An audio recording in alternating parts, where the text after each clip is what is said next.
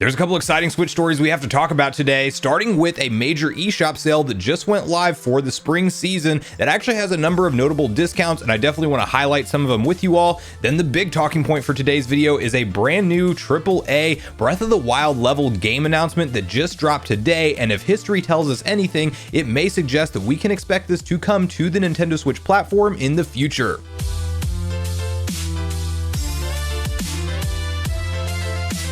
What's up, Nation? If it's your first time on the channel, make sure you join Sunbro Nation by subscribing below, hit the like button on this video if you enjoy it today, and make sure you turn on your bell notification icon so you're kept up to date with all the newest gaming news. Now, as I mentioned, guys, we got a couple different stories to cover today, and we have to kick it off with a conversation around the brand new eShop sale that just went live. It is a spring-themed sale, and it has a number of different discounts. I will have the sale page from Nintendo's Direct website listed in the description down below, so feel free to spend some more time over these, as I will just highlight some of the ones that stuck out to me. But there is a ton of different titles on sale, and definitely some that if you've been on the fence may be discounted heavily enough that you may want to look into them. So to quickly go over the first section of the sale page, we have save up to 75% with the spring sale, and this is focused around EA titles first. The couple that stick out to me are Need for Speed Hot Pursuit Remastered and Burnout Paradise Remastered, as both of those are classic games that really do look better in their remastered versions, and they're both very enjoyable racing style games for me. Like, I'm very picky when it comes to racing games. I'm not as into the racing simulators. I didn't even pick up Gran Turismo 7 on the PS5, which sounds like it may have been a good thing, because while some people are enjoying the gameplay, there's definitely a lot of issues that have popped up with the forced online connection with games like that, and that is one thing that kind of scares me for the future of gaming.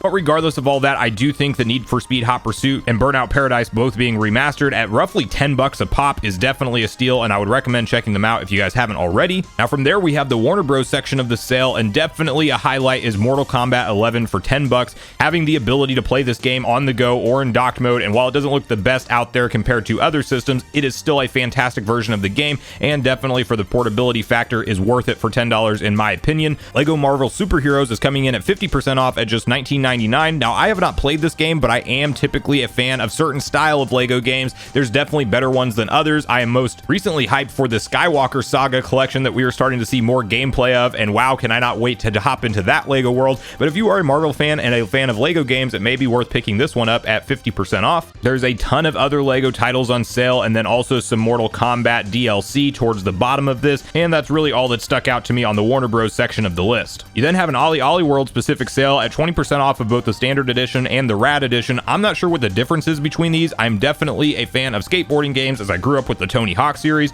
and anytime I get a chance to play a fun trick style skating game, which I'm sure this is going to play very differently than Tony Hawk games from the look of it, but I do think it may be worth checking out if you are a fan of classic skateboarding style games with some fun tricks along the way, as this game does look rather interesting. Now, Square Enix has a huge sale going on. I was originally not the biggest Final Fantasy player. I have since slowly gotten into the games over the years with more recent releases, but Final Fantasy VII is definitely held up as one of the all-time fan classics, kind of the Ocarina of Time for the PlayStation crowd, if you will, and the fact that it's 50% off and available for $7.99 is very impressive. You then have Final Fantasy X and X-2 HD Remaster coming in, also 50% off at $24.99, and those are definitely quality titles from the PS2 era. Then towards the bottom of the page, you have some already fairly cheap games also discounted even further at some of the Dragon Quest, the throwback Dragon Quest games, so definitely check those out. And I just gotta say, as a quick side rant, I love the library of games you can access on the Nintendo Switch. Like, it's kind of crazy that we're talking about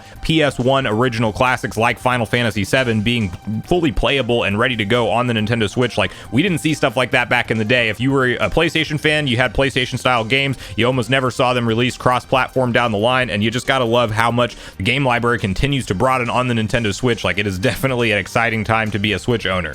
Now from there, you have the Capcom section of the sale, and you started off with Monster Hunter Stories 2. Obviously, Monster Hunter is a very hot franchise right now, and there's even some more news around that game specifically, or Monster Hunter Rise rather, towards the bottom of the list.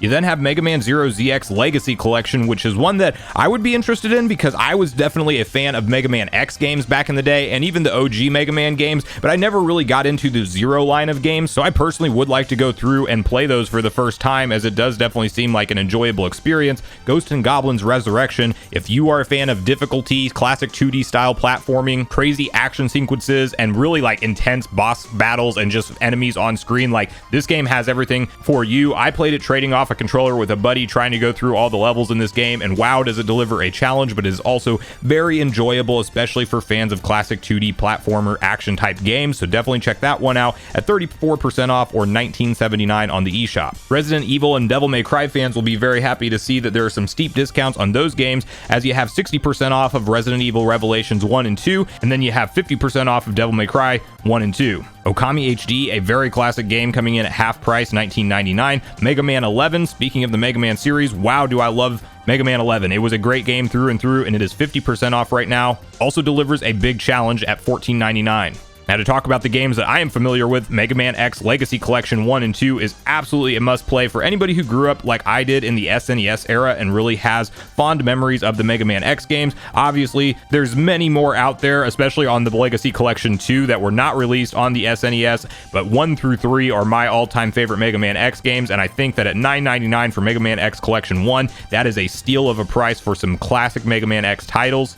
And let me know in the comments down below if you're like me and you want to see Mega Man X games come back in today's era with new releases similar to what they did with like games like Mega Man 11, because I would totally be down for that, even at something like a $40 or $50 cost. Like, sign me up. I'm ready for new Mega Man X games in 2022 and beyond. Now, again, to talk about the awesome library of the Nintendo Switch, you have Resident Evil 0, Resident Evil 4, Resident Evil 5, and 6, all available on the Nintendo Switch for roughly like 12 to 15 bucks a pop. It is an insane value and definitely worth playing through those games if you are a fan of Resident Evil titles. You then have a really nice discount on Monster Hunter Rise Deluxe Edition, coming in at 34% off or $46.19 on the eShop. And of course, this game just wrapped up a free trial on Nintendo Switch Online, and it might be a perfect chance, if you did enjoy that game, to just transition over your save file data to the main game and pick it up at $46.19 for the Deluxe Edition. And this is one that, if you guys have been around on the channel for a while, you will know I've been waiting to get into. I have a strong backlog of games. This is one of them. I intend fully to play through it and complete it before the Sunbreak DLC comes out this summer, because I am very hyped for that. If you don't want the Deluxe Edition on this game,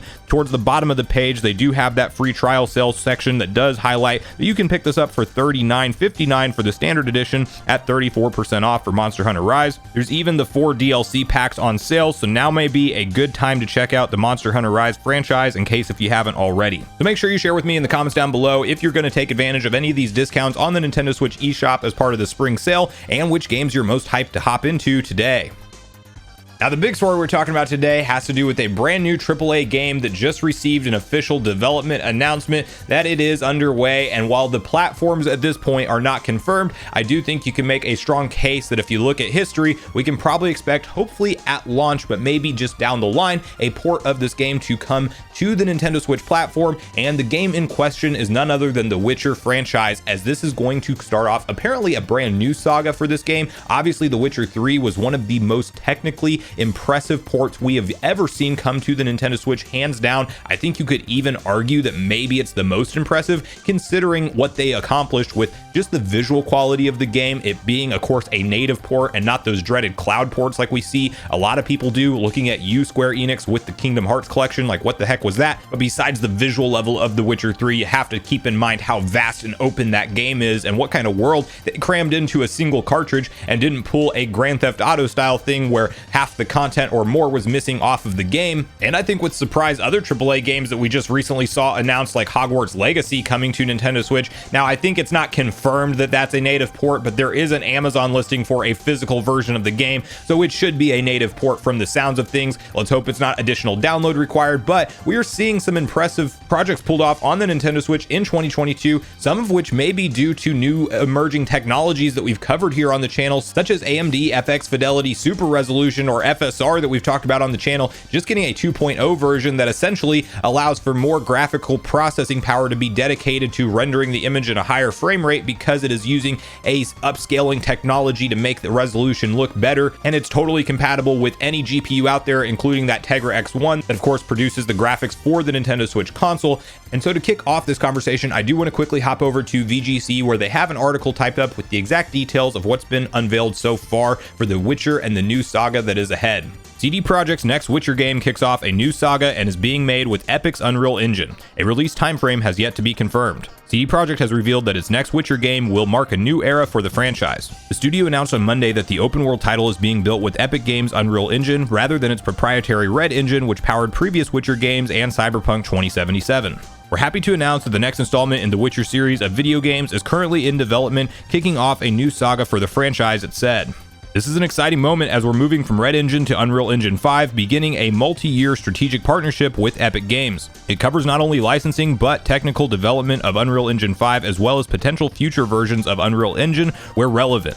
Now, clearly, with the development studio like CD Projekt Red, we have seen our fair share of ups and downs, as their most recent release, Cyberpunk 2077, launched in an extremely broken and unplayable state, and really is still just now getting to the point where you can maybe call it a finished game. Even with some bugs still being in there, it has come a long way. But you know, you have to have that conversation of, I think CD Projekt Red cannot mess up again. They really need to give this new Witcher saga all of the development time it needs and then some. And you may see things like Unreal Engine 5 and just automatically dismiss the idea that this could ever run on the Nintendo Switch. And to a lot of people's surprise, you may or may not know that Fortnite actually currently runs Unreal Engine 5 on the Nintendo Switch, as even though that game was originally launched in Unreal Engine 4, they upgraded it to Unreal Engine 5, and Unreal Engine 5 is actually technically compatible with base Nintendo Switch hardware. Now, that said, I do think that this new Witcher saga, I am hopeful that when it does get a release date, it's probably going to be quite a ways out, and maybe we are actually talking about new, more powerful Switch hardware at that point in time. And so I think that if we do have a more powerful console, it will for sure make it over to Nintendo platforms, as by all accounts CD Projekt Red was very happy with the sales of Witcher 3 when ported to Nintendo Switch. So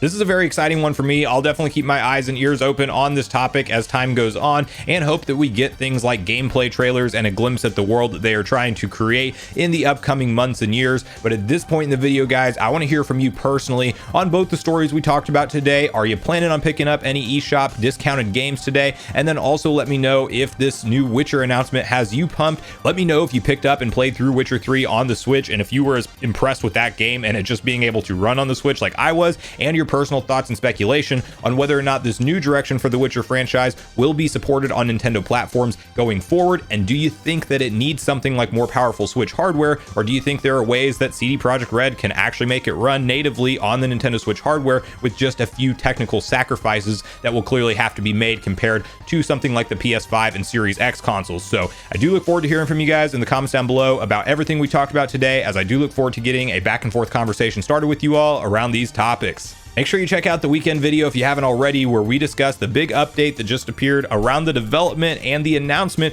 of GoldenEye 007 Remaster, potentially headed to both Nintendo and Microsoft platforms. Also, make sure you like, subscribe, turn on your notification bell, and I will see you guys in the next video.